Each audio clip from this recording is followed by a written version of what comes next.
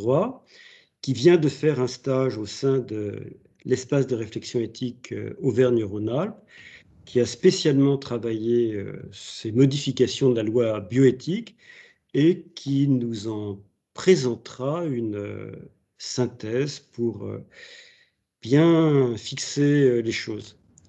Puis Stécie Tétard, qui est maître de conférences en droit privé et directrice pédagogique du Master de l'enfant et des personnes vulnérables à l'Université catholique de Lyon, nous donnera son point de vue juridique.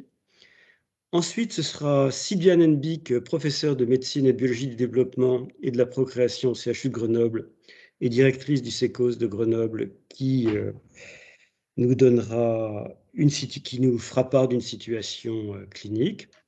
Puis ce sera Jean-François Guérin, ancien responsable du CECOS de Lyon et président du conseil d'orientation de l'agence de biomédecine, qui nous présentera une autre situation clinique à laquelle nous sommes confrontés dans le cadre des modifications de la loi éthique.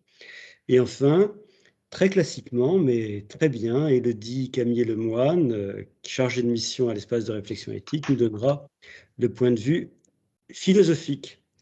Et ensuite viendra la discussion très libre et très ouverte, auquel vous êtes tous invités à participer, sans oublier le chat au cours des présentations, qui permettent de reprendre des questions immédiatement en lien avec la présentation précédente. Mais tout de suite, je passe la parole à Alexandra. Alexandra, à toi. Merci beaucoup, Pierre-Simon. Bonjour à tous. Bonjour à tous. Alors du coup, moi, aujourd'hui, donc j'ai travaillé sur la levée de l'anonymat au sein de la PMA, du don de gamètes, à l'espace de réflexion éthique. Et du coup, je vais poser le contexte. Donc, historiquement, la loi bioéthique, elle a été créée en 1994. Plus précisément, il y a eu 3 lois bioéthiques qui ont été faites par le législateur en 1994. Le législateur avait pour but d'encadrer juridiquement les avancées de la médecine par rapport à notre société, à l'évolution de nos pensées, de nos mœurs. Voilà. Donc, du coup, se sont succédées plusieurs lois bioéthiques ou révisions ces dernières années. Et la dernière révision a eu lieu, du coup, le 2 août 2021. Une des mesures phares de cette révision de la loi a été la possibilité à toutes les femmes d'avoir recours à une aide médicale à la procréation, donc une AMP. Plus communément, on l'appelle la PMA dans le langage courant. Et donc, pour que toutes les femmes puissent avoir un enfant, ou du moins tenter d'avoir un enfant. Donc, ces femmes peuvent avoir dorénavant, enfin, elles avaient déjà la possibilité avant, mais toutes ces femmes, maintenant, peuvent avoir recours à un don de gamètes. Le don de gamètes, les gamètes, ce sont les spermatozoïdes chez les hommes et les ovocytes pour les femmes. Donc, jusqu'à présent, le donneur ou la donneuse était anonyme. Ça signifiait que la personne née d'un don n'avait pas la possibilité de connaître l'identité de son donneur à n'importe quel moment de sa vie. Donc, voilà. À partir du 2 août 2021, le législateur a changé cet anonymat et il a instauré la possibilité, donc, pour des personnes conçues avec un don de gamètes, d'avoir accès à leurs origines. Le législateur, il entend bien sûr les origines par les données biologiques.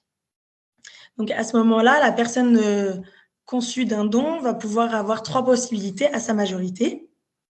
La première possibilité, c'est que la personne issue d'un don va pouvoir, à sa majorité, demander les caractéristiques non identifiantes du donneur ou de la donneuse. Ça signifie qu'il va pouvoir savoir son âge, l'âge du donneur au moment où il a donné, son état de santé, les caractéristiques physiques, sa situation familiale et professionnelle, le pays de naissance, et aussi les motivations, donc pourquoi cette personne a voulu donner ses gamètes. Donc ça, c'était la première possibilité c'est la première possibilité que va avoir une personne à sa majorité.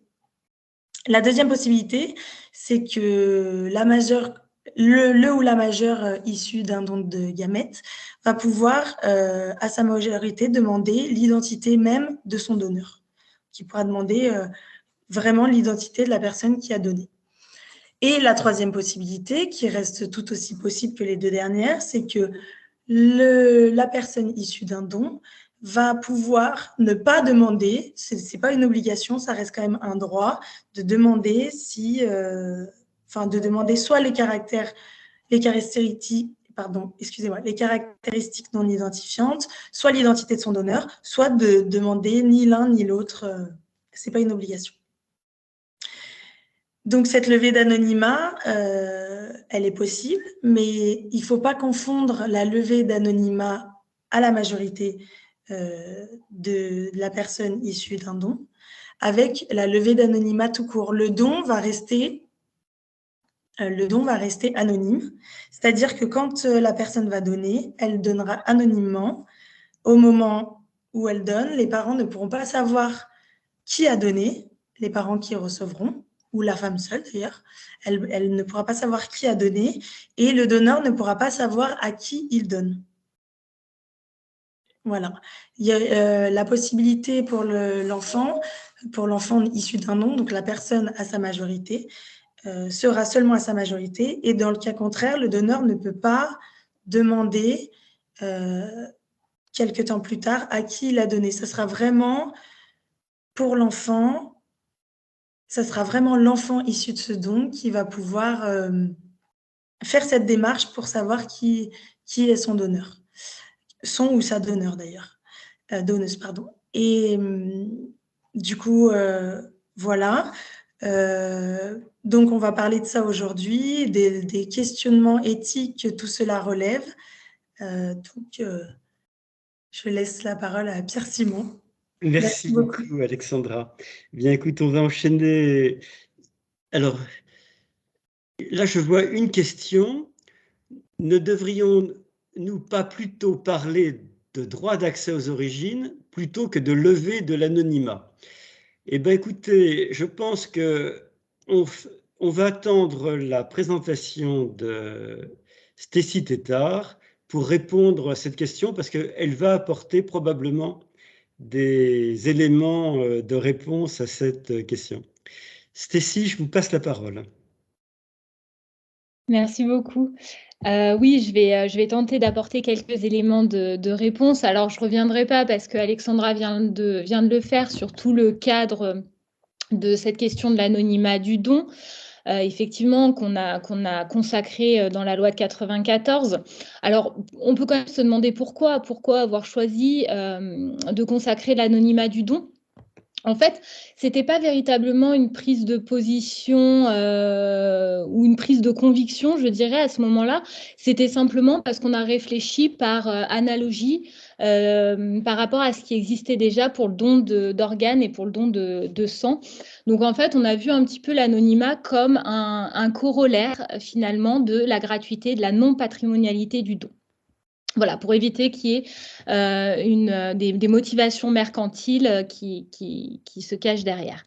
Donc, effectivement, l'anonymat du don, c'est un principe fondamental du droit français qui impose qu'aucune information permettant d'identifier le donneur ne soit transmise et qu'aucune information permettant d'identifier le receveur ou le couple de receveurs ne puisse être divulguée non plus. Donc, en fait, on garantit l'identité de chacun secrète. Alors, pourquoi avoir modifié la loi? Effectivement, je vais peut-être tout de suite répondre à la question qui vient d'être posée dans le chat. Il a été question de modifier la loi. Ça fait plusieurs années qu'on en parle parce qu'on a vu émerger et peut-être prendre de plus en plus de place ce droit à l'accès aux origines personnelles, alors qui est garanti par des textes supranationaux, notamment la Convention internationale des droits de l'enfant, dans son article 7, qui dit si c'est possible, l'enfant doit pouvoir accéder à ses origines personnelles. De la même manière, la Convention européenne des droits de l'homme le garantit à travers son article 8 sur le respect de la vie privée et familiale. Mais c'est toute la jurisprudence qu'il y a eu derrière, notamment pour ne citer que 3 arrêts qui sont les plus importants. L'arrêt Gaskin de 89, dans lequel pour la première fois la Cour européenne des droits de l'homme considère que le droit à la vie privée implique le droit de pouvoir établir les détails de son identité en tant qu'être humain. L'arrêt peut-être plus connu, qui est l'arrêt Mikulic contre Croatie de 2002, où là encore une fois, elle considère que les détails de son identité sont un aspect important de la construction de l'être humain. Et un peu plus récemment, l'arrêt Jaguy contre Suisse, donc de 2006, dans lequel elle va plus loin parce qu'elle caractérise ce droit d'accès aux origines personnelles comme présentant un intérêt vital pour les personnes. Donc toute cette construction, ces textes, plus cette construction à travers la jurisprudence de la Cour européenne des droits de l'homme, a permis de se rendre compte de l'existence de ce droit fondamental à l'accès aux origines personnelles. Et donc, du coup, c'est ce qui a conduit le législateur, dans le cadre des lois, de la révision des lois bioéthiques, à reposer la question de l'anonymat du don. Et finalement, la loi du 2 août 2021 a trouvé une solution de compromis, une solution plutôt équilibrée, puisque le législateur a décidé de maintenir l'anonymat du don, tout en permettant à la personne conçue grâce à ce don d'accéder à ses origines personnelles. Donc, une chose est claire, le législateur, en 2021, n'est pas revenu sur le principe de l'anonymat du don. On le trouve toujours en les mêmes termes, que ce soit dans le Code civil ou dans le Code de la santé publique. Donc, c'est important de faire la différence entre les deux, entre l'anonymat du don, d'une part, qui est maintenu. Donc, ça veut dire que le donneur ne pourra toujours pas connaître l'identité du receveur et inversement. De même que les médecins, hormis les nécessités thérapeutiques, on connaît risque de consanguinité, risque de transmission de maladie à l'enfant. Mais en dehors de ces cas, le principe de l'anonymat reste absolu.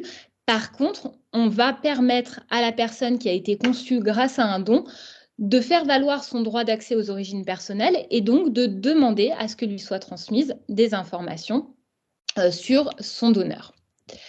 Alors, concrètement, qu'est-ce qui est prévu dans la loi ?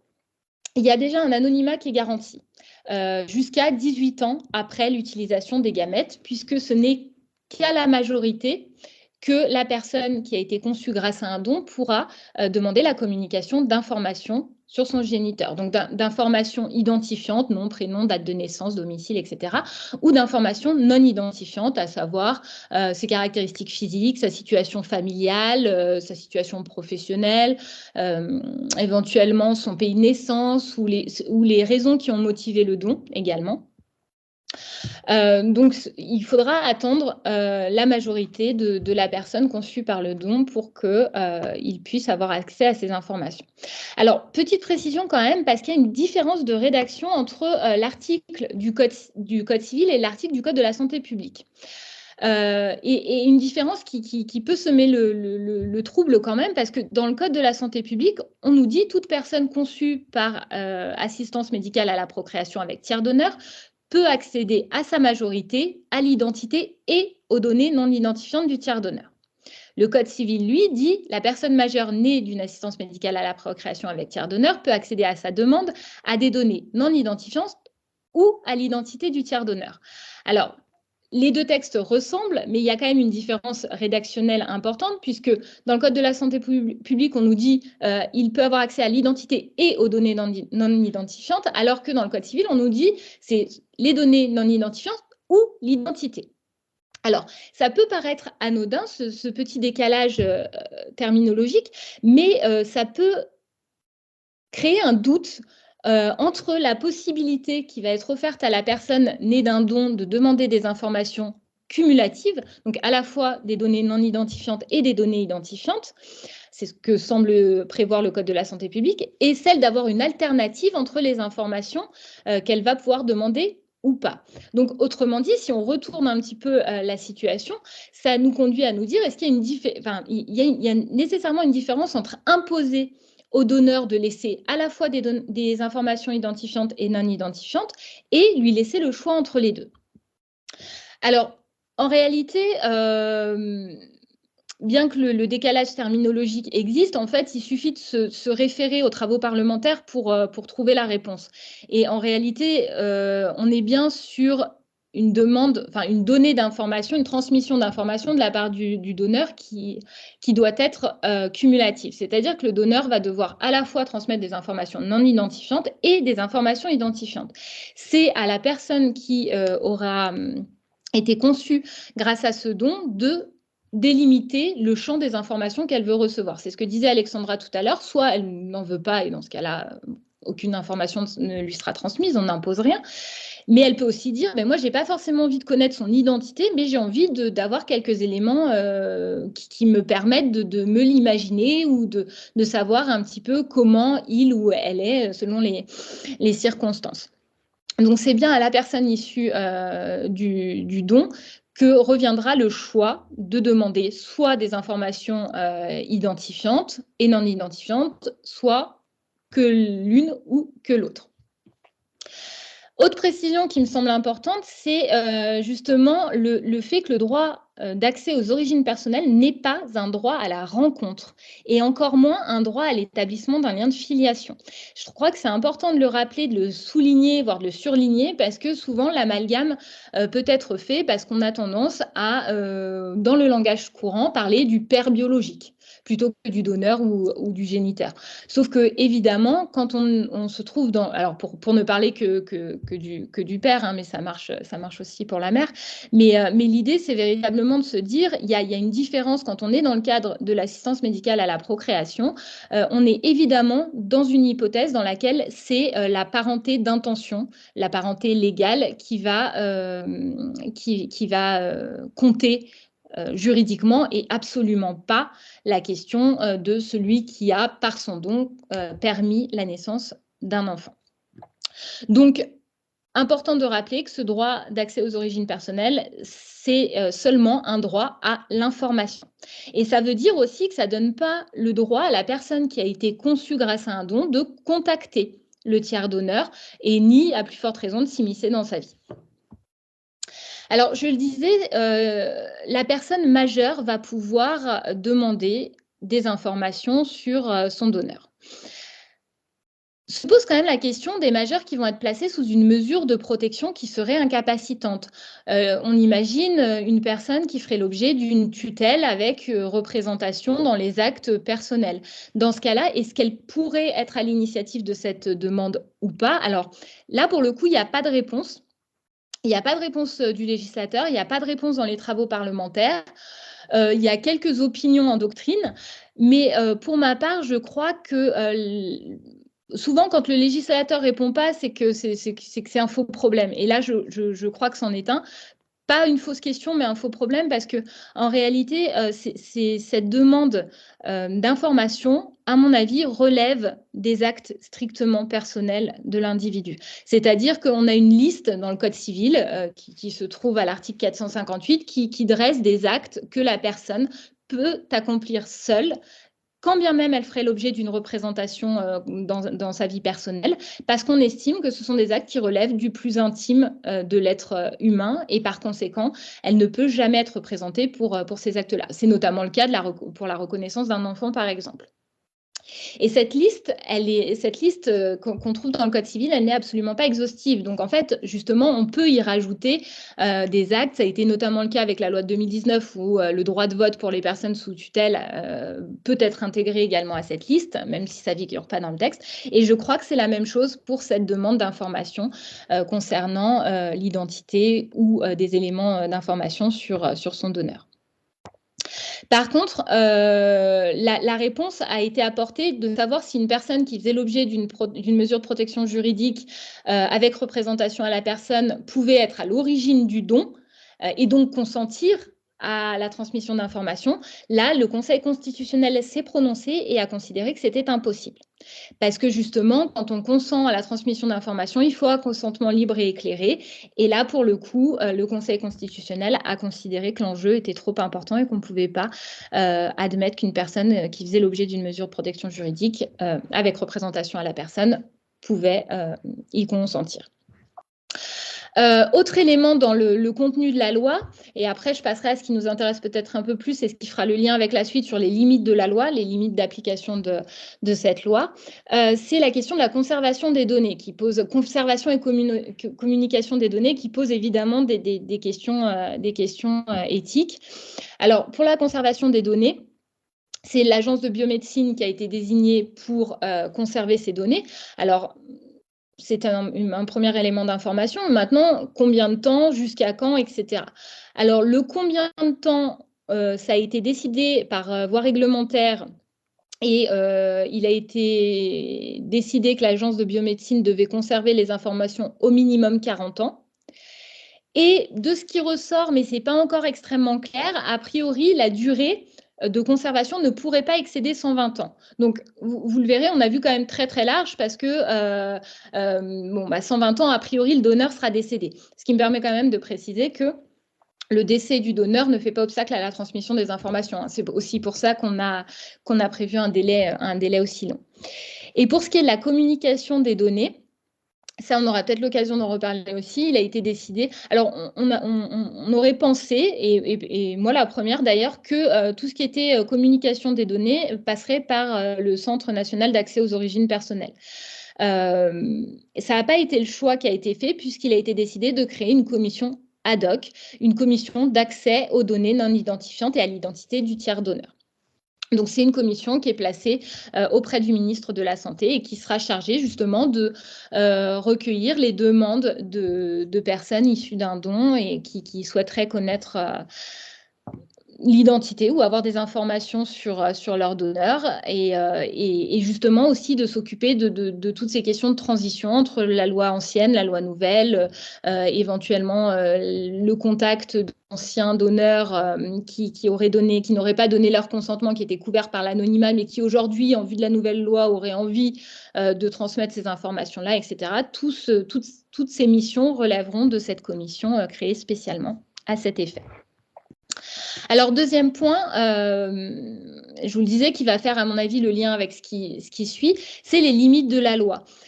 Autrement dit, les limites qui peuvent poser des questions éthiques ou qui contiennent en elles-mêmes des enjeux éthiques, à savoir qu'est-ce qui justement va se passer si on a un donneur qui a donné ses gamètes avant l'entrée en vigueur de la loi, mais finalement, la loi nouvelle étant en vigueur, l'enfant qui est né d'un don dit « mais moi, je ne me sens pas sur un pied d'égalité avec ceux qui seront conçus après l'entrée en vigueur de la loi. Moi aussi, j'ai un droit d'accès à mes origines personnelles, donc je voudrais aussi pouvoir avoir des informations sur mon donneur. » Alors, il faut savoir qu'il y a un principe structurant du droit qui est le principe de sécurité juridique qui a pour effet qu'on ne peut pas remettre en cause des situations acquises. Il y a, dans cette situation, il y a un droit acquis à l'anonymat pour le donneur. Il serait absolument inconcevable, et je dirais même plus inconstitutionnel, de venir porter atteinte aux situations qui sont nées antérieurement à l'entrée en vigueur de la loi nouvelle. Et d'ailleurs, le Conseil d'État a reconnu que le simple fait de réinterroger des anciens donneurs et donc de les informer que leur don avait permis la naissance d'un enfant devenu majeur n'est pas dénué d'impact. Alors à eux, on leur avait garanti que leur don n'emporterait aucune conséquence pour eux. Alors, là aussi, ça a posé des questions. Qu'est-ce qu'on fait? Est-ce qu'on maintient stricto sensu ce droit acquis à l'anonymat? Est-ce qu'on se dit, oui, mais peut-être que certains donneurs auront envie de transmettre des informations ou peut-être qu'on peut avoir une position un peu plus nuancée? Et finalement, c'est ce que le législateur a décidé de faire en trouvant un consensus pour justement ne pas exclure notamment les anciens donneurs du nouveau dispositif. Donc, en fait, si eux, ils ont envie de transmettre des informations, ils pourront contacter directement la commission prévue à cet effet pour dire, bah voilà, moi j'ai fait un don en telle année, j'aimerais que si les personnes issues de ce don en font la demande, vous puissiez leur dire qui je suis. Donc ça, c'est possible. Et si des enfants, des personnes issues d'un don contactent cette commission en disant bah moi c'est vrai que j'ai été conçue avec un don antérieur à la nouvelle loi, mais j'aimerais quand même avoir des informations et faire valoir mon droit d'accès aux origines personnelles. Dans ce cas-là, la commission aura pour mission de contacter le donneur pour lui demander s'il accepte ou non de transmettre des informations identifiantes. Donc, ça laisse quand même le choix. C'est fondé véritablement sur la volonté. Le donneur peut très bien dire non, moi, j'avais dit on m'avait dit que c'était anonyme. Moi, je l'ai fait parce que j'étais couvert par l'anonymat. Donc, il est hors de question de donner des informations qui me concernent. Ça, c'est tout à fait possible. Donc, c'est comme ça qu'on a trouvé un consensus entre les deux. Autre situation qui peut sembler inégalitaire, c'est au sein d'une fratrie. On a un enfant qui est né avant l'entrée d'une assistance médicale à la procréation, avant l'entrée en vigueur de la loi, et un deuxième qui naît après l'entrée en vigueur de la loi. On voit bien le problème. Le second aura la possibilité d'obtenir des informations sur ce donneur, alors que le premier l'en sera privé. Alors, ça, c'est beaucoup, beaucoup plus problématique parce qu'il n'y a pas de réponse. Alors, moi, je vais m'essayer à en faire une quand même, mais on est sur une question de droit subjectif. Le droit d'accès aux origines personnelles est un droit subjectif et donc un droit individuel. Donc, par essence, il ne s'apprécie que par rapport à l'individu qu'il fait valoir. Donc, en fait, en théorie, peu importe qu'il y ait une inégalité d'accès aux droits au sein de la fratrie. Le simple fait que l'un soit né avant l'entrée en vigueur de la loi et que l'autre soit né après suffit à justifier un accès différencié aux droits. Après, en pratique, il peut y avoir des nuances et peut-être qu'on aura l'occasion d'en reparler, mais je me suis dit que c'était le genre de situation, si elle se présentait devant la Cour de cassation, donc plus haute juridiction de l'ordre judiciaire français, la Cour de cassation pourrait être tentée d'opérer ce qu'on appelle un contrôle de proportionnalité. Le contrôle de proportionnalité va permettre à la Cour, justement, de considérer que l'application d'une règle porte une atteinte disproportionnée à un droit ou à une liberté fondamentale. Et dans ce cas-là, elle peut écarter l'application ou la non-application de la loi pour faire primer un droit ou une liberté fondamentale, notamment garantie par la Convention européenne des droits de l'homme. Donc là, peut-être que, comme on est au sein d'une fratrie, et même si les droits ne s'apprécient pas au sein d'un groupe, jamais, dans un souci d'égalité de droits au sein de cette fratrie, c'est peut-être une voie sur laquelle s'engagerait la Cour de cassation.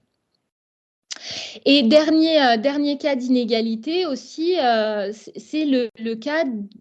Alors, dans l'hypothèse, on en a parlé, on l'a vu passer, c'est pas forcément avéré, la question de cette chute des dons suite à la possibilité pour la personne issue du don de connaître l'identité de son donneur. Donc, ça peut être aussi tentant pour certaines personnes, si on sait déjà qu'il n'y a pas énormément de dons, peut-être pas suffisamment par rapport aux demandes, mais de se dire, moi, je vais aller à l'étranger, je vais aller en Espagne ou je vais aller en Belgique, pour citer les pays vers lesquels on va plus facilement pour avoir recours à la procréation médicalement assistée. Il faut savoir qu'en Espagne, il n'y a pas de levée de l'anonymat possible. Il faut savoir qu'en Belgique, ça repose sur un accord entre le donneur et le receveur. Donc, ça veut dire que si, je vous donne un exemple, vous avez un couple qui décide d'aller en Espagne pour avoir recours à une assistance médicale à la procréation. Ils reviennent en France, le suivi se fait en France, l'enfant naît en France, etc. À 18 ans, cet enfant dit « oui, mais moi, je suis né après, après l'entrée en vigueur de la loi. J'ai envie de connaître, d'avoir des caractéristiques ou des informations sur mon donneur. » Ça va être impossible parce qu'il a été décidé que quand le don était réalisé dans un pays dans lequel l'anonymat demeurait et dans lequel il n'y avait pas d'accès à l'identité du donneur, et ben même si l'enfant est français, né en France, etc., grandit en France, il ne pourra pas faire valoir son droit, contrairement aux enfants qui seront issus de PMA réalisés en France. Donc voilà, donc c'est encore des petites différences, des petites inégalités de traitement qui peuvent soulever des questions profondément éthiques sur comment on justifie a priori qu'on puisse traiter différemment des enfants nés dans des circonstances, alors peut-être pas similaires, mais néanmoins très proches. Et puis, on aura peut-être aussi l'occasion d'en reparler, je terminerai là-dessus, justement sur le fait qu'on parle beaucoup du droit d'accès aux origines personnelles. C'est un droit qui a pris beaucoup de place sur la scène juridique française et plus largement européenne. Mais néanmoins, ce qu'on donne d'un côté, on le cache de l'autre. Je m'explique.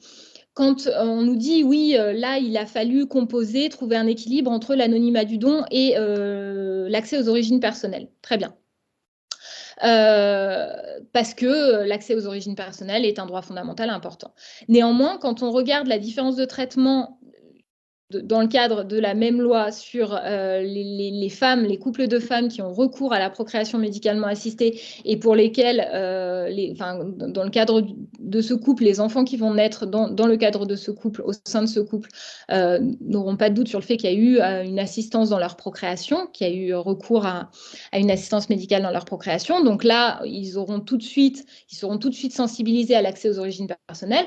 Sauf que pour les enfants qui naîtraient dans un couple par le même procédé de conception, par une assistance médicale à la procréation, mais dans le cadre d'un couple composé d'un homme et d'une femme, et ben là, le droit va faire comme si on était dans le cadre d'une conception charnelle, sans assistance. Et du coup, il reviendra aux parents de révéler le mode de conception, l'aide dont ils ont eu besoin pour concevoir leur enfant. Alors que dans les deux cas, on a une procréation médicalement assistée avec tiers donneur. Voilà, et je vais m'arrêter ici pour pas être trop longue. Merci beaucoup. C'était passionnant, ce rappel des éléments fondamentaux du droit. Et merci de l'avoir exposé aussi subtilement, parce qu'il y avait vraiment une démarche très précise, mais tout en conservant la clarté. Il y a eu beaucoup de questions, mais je propose que nous n'y répondions pas tout de suite parce que certaines des exposés ultérieurs vont éclairer la réponse et on les reprendra simplement à la fin. Donc, Sylviane, je te passe la parole.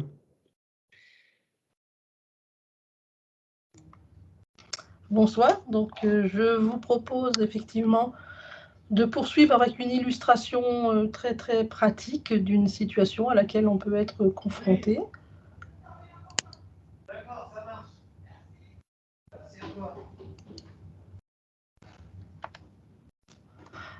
À savoir un couple qui a bénéficié de tentatives d'insémination artificielle avec don de spermatozoïdes pour une problématique d'infertilité masculine.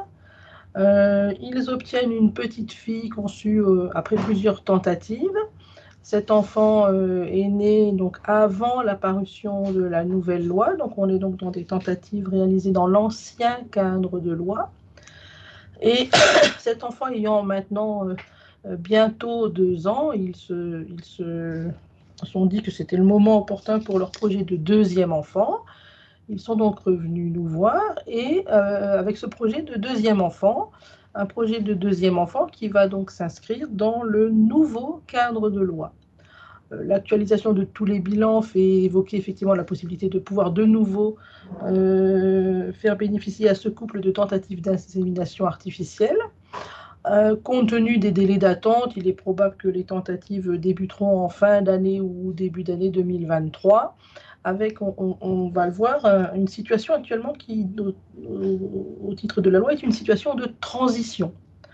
Donc cette situation va pouvoir amener quelques réflexions, notamment, on l'a déjà un peu évoqué, ça a été évoqué par Madame Tétart, d'inégalité, notamment au regard des 2 enfants.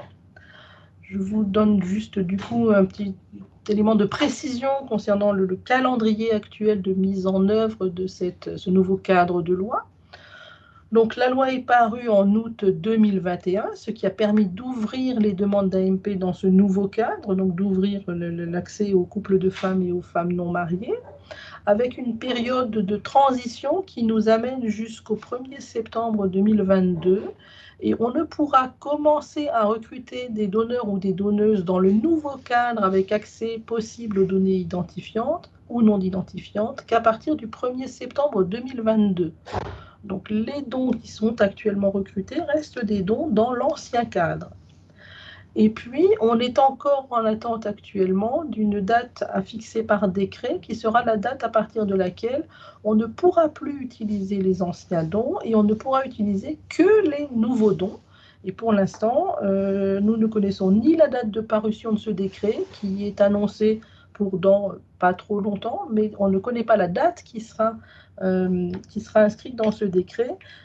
Probablement que cette date est également conditionnée par le temps à épuiser progressivement les dons de l'ancien cadre, car même si, comme on vous l'a dit, les anciens donneurs pourront se manifester pour dire qu'ils sont en accord avec le nouveau cadre de loi, ce qui permettra de garder leurs dons et de continuer à les utiliser, pour autant, il est probable que ce ne seront pas tous les donneurs qui se manifesteront.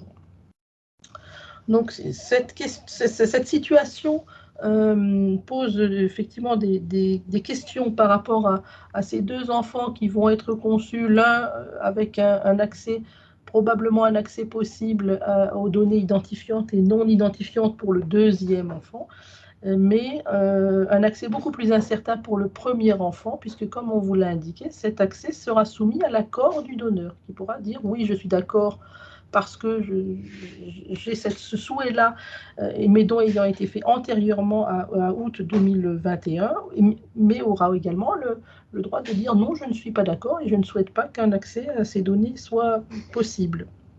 Alors, une façon de répondre à ça pourrait être de dire, utilisons un donneur de l'ancien cadre, faisons rapidement des tentatives puisqu'on en a encore la possibilité. Et puis, à ce moment-là, les deux enfants seront un peu plus sur un statut égalitaire puisqu'ils seront issus de dons du même régime, qui est, entre guillemets, l'ancien régime. Et tous deux seront à ce moment-là assujettis à la position de ce donneur. Cette situation-là, elle ne restera pas possible pendant très très longtemps. On a aussi une autre analyse de la situation qui peut être faite et qui peut être celle que feraient les parents, qui est de dire, en fait, comme notre premier enfant n'aura pas accès à ces données identifiantes ou non identifiantes et qu'on souhaite que nos deux enfants aient les mêmes droits, on le dit à personne et comme ça, personne ne le saura et il n'y aura pas la discussion, elle n'existe plus. C'est aussi une position qui peut être entendable, être celle des parents et qui amène là aussi à des discussions par rapport à cette situation de non-équité. Je ne doute pas que cette situation soulevée là vous amènera également plein d'autres questions par rapport à ces situations égalitaires ou non égalitaires dans le domaine de l'accès aux données identifiantes et non identifiantes. Voilà ce que je me proposais de partager avec vous pour l'instant. Merci beaucoup, Sylviane. C'était éclairant sur les problèmes pratiques qui se posent du fait de cette période de transition. Je souhaitais également apporter un petit élément complémentaire peut-être par rapport à la présentation précédente en ajoutant la notion que effectivement donc cet accès aux données identifiantes ne modifie pas la filiation des enfants puisque la filiation sera dans la famille ayant fait la demande de don. Quel que soit le cadre du couple ou de la personne demandeuse, et que pour cela, les couples ou les personnes demandeuses de dons vont signer un consentement spécifique pour une aide médicale à la procréation avec tiers donneur auprès d'un notaire, et que ce consentement stipule l'impossibilité, en tout cas la non-filiation possible entre les donneurs ou donneuses et les personnes conçues par don. Effectivement, merci d'avoir ajouté cette précision, parce que souvent, beaucoup de gens l'ignorent, la nécessité de passage. Et nous n'avons pas le droit de délivrer des dons si ce document n'est pas disponible dans le dossier médical des demandeurs. Très bien. Merci Sylviane. Je propose que Jean-François Guérin prenne la suite sur une autre situation clinique. À toi, Jean-François. Merci, merci beaucoup, Pierre-Simon. Alors, effectivement, peut-être juste dire un petit mot, vu que j'ai je ne sais pas si c'est un privilège, le privilège de l'âge, comme on dit, d'avoir été à l'origine enfin, d'avoir commencé ma carrière de médecin au tout début des sécos, avec donc le premier sécos qui avait été fondé par Georges David à l'hôpital Bicêtre en 73. Et nous, à Lyon, on a fondé le deuxième sécos, ou le troisième, je ne sais plus, une année plus tard. Et c'est vrai que c'était une situation très particulière à l'époque, où le professeur David avait eu un peu de mal quand même à convaincre la ministre de la Santé, qui était Madame Simone Veil, qui était en train de préparer sa loi, une loi qui était certainement, qui lui tenait beaucoup plus à cœur, bien sûr, la loi sur l'IVG. Mais il avait eu du mal parce que, à l'époque, proposer un don de sperme, puisque on ne parlait que de don de sperme, la FIV n'existait pas, c'était quelque chose qui inquiétait beaucoup les gens, voire qui les choquait terriblement. Et quand je dis les gens, ça pouvait aussi être les médecins. D'abord, on ne savait pas bien s'il n'y avait pas la congélation n'allait pas entraîner des perturbations des gamètes, mais surtout, c'était le fait de cet enfant qui allait naître d'un donneur étranger. Certains parlaient du père. Pour nous, le père, ça a toujours été celui qui élevait l'enfant, et du père qui allait justement pas supporter l'idée que cet enfant n'était pas de ses propres gènes. Bref, et la question de l'anonymat se posait pas, c'était évident. D'ailleurs, je crois, Madame Veil avait souhaité que ça reste dans ce cadre, comme pour le don d'organes, à l'exception donc d'un don intrafamilial. Et puis les choses ont évolué. Les enfants sont devenus grands, ils sont devenus adolescents, ils sont devenus jeunes, et il y a eu effectivement peut-être un petit peu monté en épingle par les médias qui avaient bien parlé de la souffrance de ces enfants qui justement voulaient connaître leurs origines, et c'est tout, ça l'a bien été rappelé par Madame Détard. Qu'est-ce que c'est que l'origine? On peut en discuter. Est-ce que c'est uniquement l'origine génétique? Est-ce que c'est bon? Mais bref, ces enfants qui disaient ne pas pouvoir s'inscrire dans une filiation, et complète en tout cas, même si la totalité avait toujours dit mon père, c'est celui qui m'a élevé. Ça, c'était clair de la part de ses enfants. J'ai jamais entendu une autre version. Bref, et l'idée, et c'est vrai qu'au sein des sécos, on a beaucoup discuté de cela. Il faut voir aussi, et ça, c'est rarement dit, que, enfin, ça a été précisé tout à l'heure, justement, dans le cadre des couples hétérosexuels, un couple peut garder le secret de la conception. S'il ne dit pas à l'enfant qu'il a été conçu par un don de gamètes, l'enfant peut ne pas avoir de possibilité de le savoir. Nous, enfin, quand je dis nous, c'est les sécos, on a changé d'avis depuis 75. On ne savait pas. À l'époque, les psychologues ou les médecins des sécos disaient, bon, écoutez, si vous ne voulez pas le dire, si vous voulez cacher l'origine, après tout, c'est votre droit, et personne, enfin, au moins, ça pourra rester dans le secret, à la différence, par exemple, de l'adoption, bien entendu. Et progressivement, donc, l'idée a fait son chemin, oui, qu'il y avait un problème par là. Mais c'est vrai que si les couples gardent le secret, et c'est le cas des couples hétérosexuels actuellement, ils peuvent continuer à garder le secret. Et comme l'a dit Madame Tétard tout à l'heure, si par contre il s'agit d'un couple de femmes ou d'une femme seule, là, voilà, c'est pas aussi simple. Et donc ça fait déjà une première inéquité, si on peut dire. Alors moi je voulais revenir juste c'était ça que je pensais présenter en cas clinique, la difficulté qu'ont les sécos face à ce qui n'est pas peut-être, et là je parle sous le contrôle des juristes, le côté rétroactif de la loi, mais qui s'y rapproche. Je m'explique. Comme d'ailleurs ça a été déjà soulevé à plusieurs reprises. On a toujours rempli un contrat avec le donneur ou la donneuse. Je vais parler du donneur parce que c'est plus ancien, mais bien sûr, ce qui s'applique à l'un peut s'appliquer à l'autre. Un contrat où, justement, on explique au donneur qu'il ne pourra pas connaître l'identité des enfants conçus à partir de son don. En général, même, on lui dit qu'il ne saura pas si si des enfants sont nés de son don ou pas. On garde le secret là-dessus. On pense que c'était mieux sur le plan psychologique. Et on lui disait en retour que à partir du moment où il a fait ses prélèvements, eh bien, il n'entendra plus parler de nous. C'est-à-dire qu'on ne l'embêtera pas. Alors effectivement, il peut y avoir certains donneurs. Moi, j'en ai eu dans mon propre service, et tout le monde en a eu quelques-uns qui, récemment, nous ont contactés en disant, bah, finalement, si des enfants, des enfants ont été conçus de mon don, et si ces enfants voulaient connaître leur géniteur, eh bien, moi, je serais d'accord, etc. Mais c'est une minorité quand même.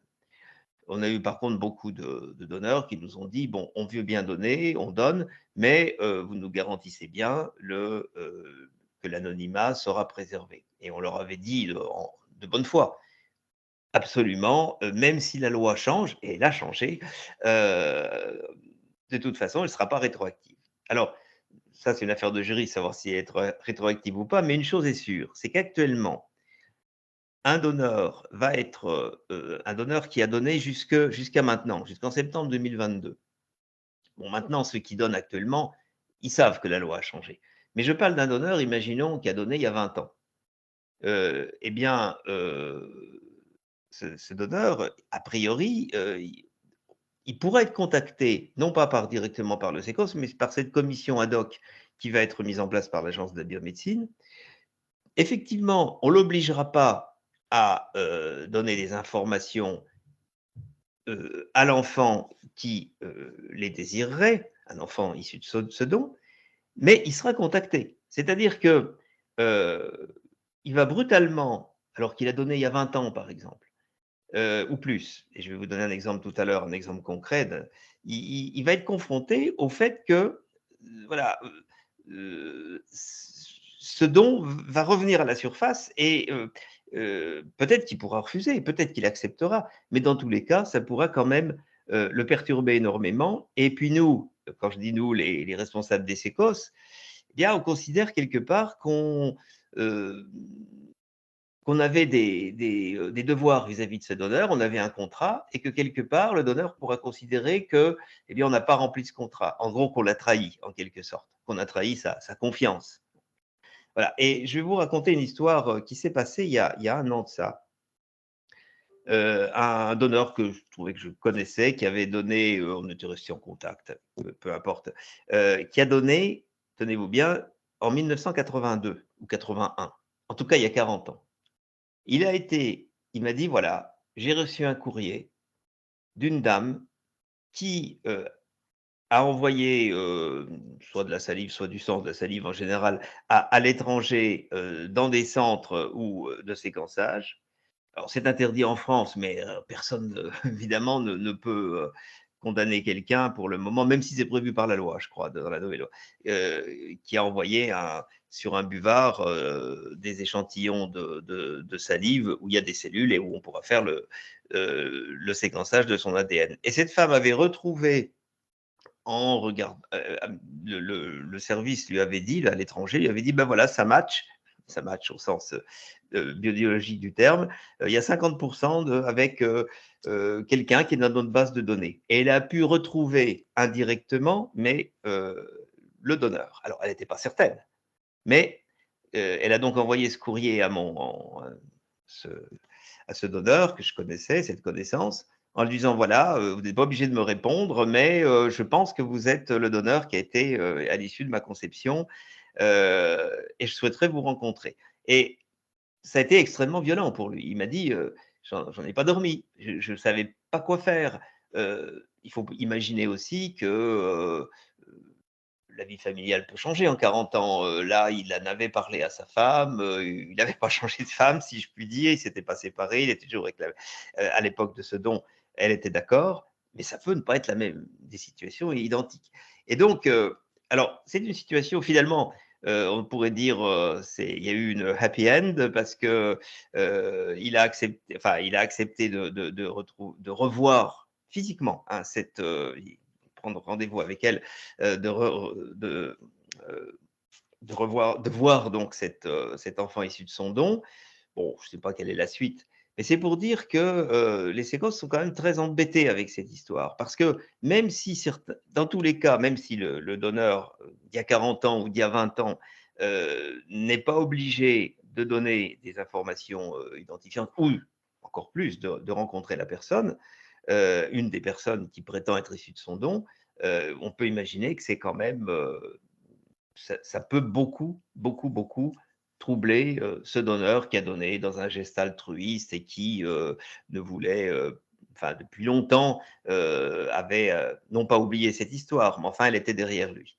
Voilà, c'était juste pour vous dire que, montrer comment c'est compliqué les choses, comment cette loi, effectivement, la question n'est pas de savoir si la loi est, si les sécos ont été contre ou pas cette loi. Elle est là et on peut penser que, après tout, c'est dans l'air du temps. Mais c'est pour dire qu'effectivement, tout cet aspect rétroactif est quand même complexe, même si juridiquement, bon, il n'y a rien à dire, c'est carré. Mais les donneurs, les sécos, enfin les responsables de centre, ceux qui ont vu les donneurs, peuvent se trouver, voilà, se trouvent dans une situation qui peut les rendre mal à l'aise, en pensant que le donneur considérera que le sécos, entre guillemets, les a trahis.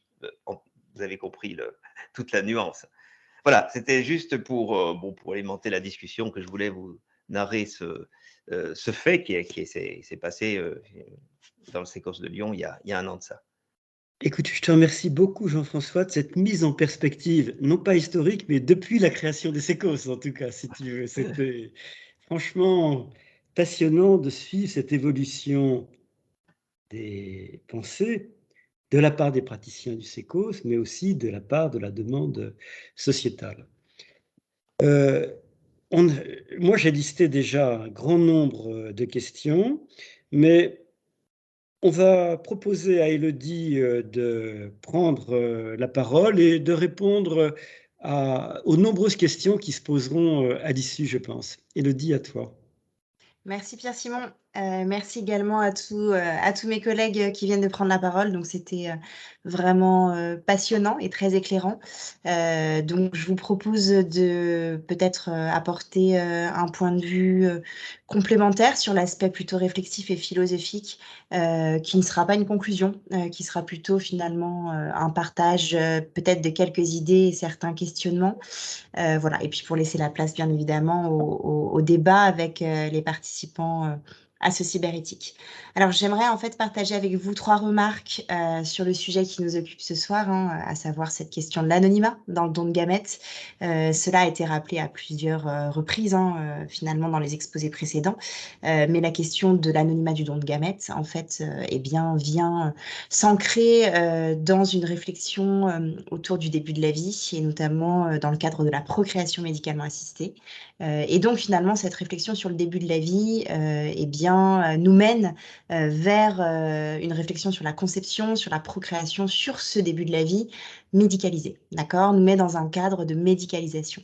Et ça, c'est quelque chose qui est intéressant simplement à pointer du doigt, au-delà du sujet précis de ce soir, c'est que finalement, les questions éthiques émergent au sein même de la médecine et de la science plus généralement, précisément parce que les innovations techniques, scientifiques viennent faire bouger un petit peu des lignes d'une certaine manière, et c'est assez vrai pour les extrêmes de la vie, à savoir le début et la fin, la naissance et la mort.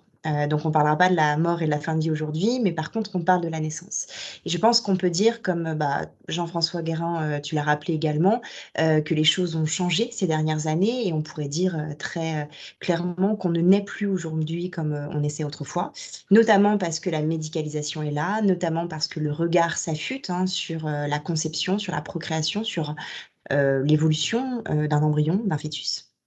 Et parce que la technique se perfectionne aussi d'une certaine manière. Si on parle aujourd'hui de don de gamètes et d'anonymat du don de gamètes, c'est parce qu'on est dans un contexte technique qui permet tout simplement de faire des choses comme ça. Et donc, c'est intéressant de mettre en avant le fait que dans cette réflexion sur le début de la vie tel qu'il est médicalisé, ça vient finalement nous faire penser la question de la procréation d'une façon à la fois désexualisée et décorporéisée. Alors, je m'explique un petit peu, mais c'est vrai que la question de la PMA, finalement, recherche la procréation indépendamment d'un acte sexuel, puisqu'on va passer par justement le champ médical pour pouvoir aboutir à cette fin, en tout cas espérer aboutir à cette fin. Et la question de la décorporéisation, c'est-à-dire cette séparation du corps, du moins un moment, se joue notamment dans la fécondation in vitro, où la fécondation, ce moment-là, va se passer hors du corps. Et bien évidemment, la question du don de gamètes le rappelle grandement. Et donc, ça nous met dans un contexte qui est particulier. Et ça, c'est quelque chose qui est intéressant, notamment par rapport à notre sujet de ce soir, parce que effectivement, si on partage ce secret de la conception, une conception issue d'un don de gamètes, eh bien, ça pose ces questions-là aussi de comment on fait des bébés. Et c'est vrai que la réponse de la PMA, elle est intéressante à cette question qui est pas vieille comme le monde, mais en tout cas qui arrive très tôt dans l'existence. Donc, on est dans ce contexte-là, et la réflexion sur le don de gamètes, elle s'ancre dans un tel contexte. La deuxième remarque que je souhaitais faire, et cette fois qui est plus précise par rapport finalement au sujet du soir, c'est que la question du don de gamètes, qui vient être interrogée par le critère de l'anonymat, nous fait bien réfléchir au fait que cette pratique vient faire se rencontrer trois types de protagonistes, en tout cas trois parties dans une relation directe ou indirecte. Donc l'enfant issu du don qui devient un adulte au fur et à mesure du temps, le couple demandeur, donc les parents d'intention effectivement, et le donneur ou la donneuse.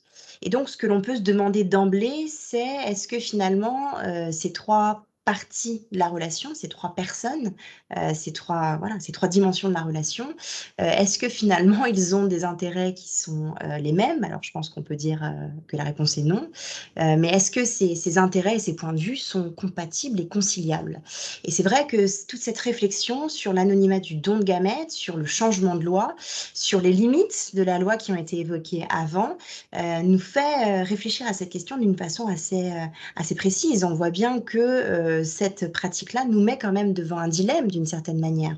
Le dilemme qui émerge beaucoup quand vous évoquez les situations d'inégalité entre les enfants qui sont nés avant l'application de cette loi et ceux qui sont nés après, même si quelques mois les séparent d'une certaine manière, on peut voir perdurer des situations d'inégalité. Et c'est un dilemme parce qu'on aimerait pouvoir donner les mêmes droits à toutes les personnes et les enfants issus du don, mais de l'autre côté, on ne peut pas rompre un contrat avec quelqu'un qui a donné sous une certaine législation. Donc c'est un dilemme parce que précisément, on est face à un choix qui nous met mal à l'aise, face à un choix où on sait que la solution qu'on décidera in fine ne sera pas totalement satisfaisante. Voyez. Donc ça, c'est intéressant. Alors, c'est vrai que si on prend le point de vue du donneur, finalement, lui, le donneur ou la donneuse, l'un ou l'autre va effectuer un don, non pas dans une optique de procréation, en tout cas pas la sienne, non pas dans une optique de parenté, pas la sienne, et son don est un moyen, au vu d'une fin qui n'est pas celle qu'il recherche lui ou elle. Voyez. Alors que le couple d'intention va vraiment avoir pour finalité cette procréation, le fait d'avoir un enfant, où ce couple-là va devoir recourir finalement au moyen qui va être possible par un autre. Et puis on a la personne, l'enfant en premier lieu, qui va être issu du don. Et c'est vrai que c'est assez intéressant parce que on a toute une philosophie autour de la naissance qui nous rappelle bien finalement que la naissance, c'est un involontaire en nous. C'est-à-dire que personne ici, dans cette salle ou ni même ailleurs, n'a choisi quelque chose par rapport à sa naissance. On dépend de personnes qui, eux, ont choisi le fait que nous naissions. Alors, choix ou pas choix, mais en tout cas, on dépend de la responsabilité de quelqu'un d'autre. Et c'est Paul Ricoeur, notamment philosophe contemporain, qui aborde beaucoup cette idée en disant que la naissance est un involontaire absolu. On est toujours après notre naissance, dit-il, parce qu'on n'a pas de prise, on n'a pas de liberté sur cela. Alors, il propose une distinction qui est pas inintéressante et qui peut nous faire réfléchir justement sur la question du critère de l'anonymat. Il explique que la naissance, c'est un involontaire absolu et il va distinguer naître de être né.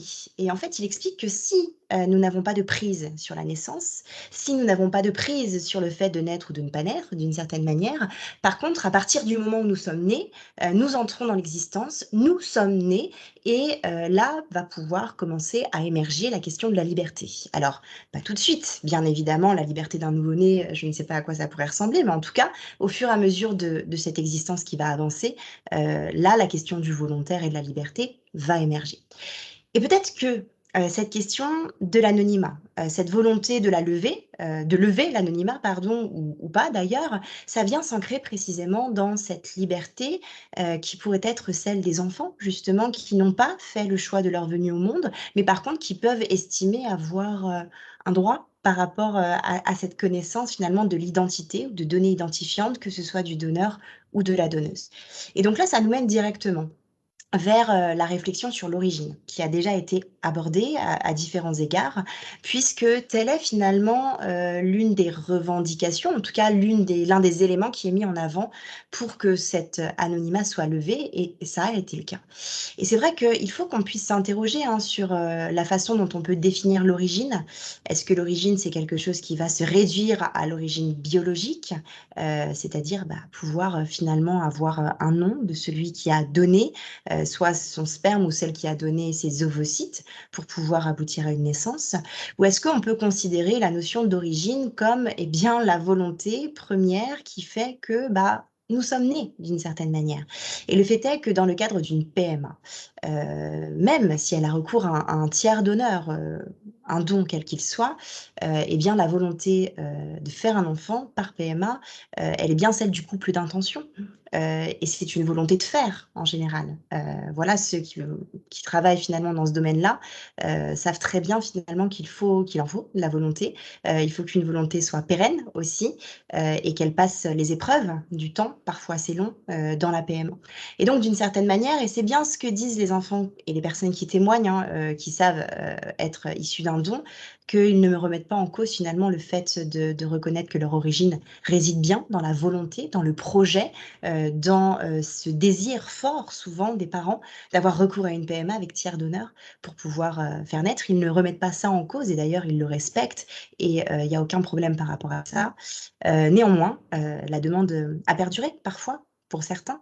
Et donc, du coup, on peut s'interroger pourquoi, si finalement l'origine, on reconnaît qu'elle est bien dans ce projet d'avoir un enfant qui va se concrétiser dans le processus de la PMA, qu'est-ce qui fait qu'on ait encore besoin, d'une certaine manière, de cette information, qu'elle soit identifiante sur le donneur ou la donneuse, ou qu'elle soit carrément son nom pour aller approfondir un petit peu ça. Alors, finalement, qu'est-ce qu'apporte l'information? Qu'est-ce qu'importe ce je ne sais quoi de l'information? Comment on peut essayer de trouver des pistes de réflexion? Est-ce que finalement cette information participe tout simplement d'un désir de connaissance? Connaître pour pouvoir, finalement avoir cette information-là? Ou est-ce que ça participe plutôt d'un besoin de reconnaissance? C'est-à-dire, est-ce que finalement le fait d'accéder à une identité ou à des éléments identifiants, alors pour le coup plus à une identité du donneur ou de la donneuse, est-ce que ça va participer d'une volonté d'être reconnu par celui qui a fait ce geste-là ou celle qui a fait ce geste-là? Et du coup, la position n'est pas totalement la même. Parce que si finalement, avoir l'accès à une information, c'est plutôt un désir de connaissance, bien, c'est plutôt une fin en soi, en fait. C'est-à-dire qu'on veut l'information pour savoir. Par contre, s'il y a un besoin de reconnaissance, avoir l'information, c'est plutôt un moyen en vue d'autre chose. Par exemple, tisser des liens. Par exemple, avoir finalement cet élément-là pour peut-être aller plus loin. Donc c'est difficile, moi je ne peux pas répondre à cette question. Par contre, j'essaye de poser la question en ce terme-là. Je pense qu'il n'y a pas qu'une réponse. Je pense qu'on ne peut pas comparer toutes les situations. En tout cas, on peut cheminer autour de ces éléments-là. Et c'est vrai que si on reconnaît que l'origine, elle réside vraiment dans cette démarche du couple receveur, du couple d'intention d'avoir cet enfant de cette manière-là, finalement, l'information, ça serait presque rien d'une certaine façon pour pouvoir avancer, être heureux et se sentir pleinement dans son identité. Mais ce presque rien, c'est peut-être presque tout d'une certaine façon, pour certains en tout cas, tel que cela est évoqué. Et peut-être qu'on peut considérer que avoir cette information, ça peut participer en fait d'une volonté de savoir, d'une volonté de connaître, qu'on peut peut-être associer à une quête de sens. Une quête de sens qui peut se manifester par un besoin vérité. Et cette vérité, alors on pourrait en parler des heures, mais peut-être qu'elle passe aussi par le fait d'avoir cette information-là, finalement. Et bon, c'est peut-être sur cette idée-là qu'on peut parier. Après, ça mériterait qu'on en discute. Et je me dis qu'effectivement, cette levée de l'anonymat, elle a permis à certains couples receveurs qui avaient déjà franchi une première porte de l'honnêteté avec leurs enfants en leur disant quel était leur mode de conception, tiers donneur, ça permettrait à ces couples receveurs de parcourir ce chemin un peu plus loin finalement sur une certaine forme de vérité de leur conception en permettant aussi à l'enfant de pouvoir avoir un accès à d'autres éléments, bien évidemment, en tout cas dans le vote de cette nouvelle loi. Donc voilà, c'est un peu les éléments que je souhaitais partager avec vous. Ce ne sont que des questions, que des hypothèses, bien évidemment, il n'y a pas de vérité absolue. En tout cas, voilà, ça peut permettre d'ouvrir le débat. Merci beaucoup pour votre attention. Merci beaucoup, Élodie, c'était passionnant.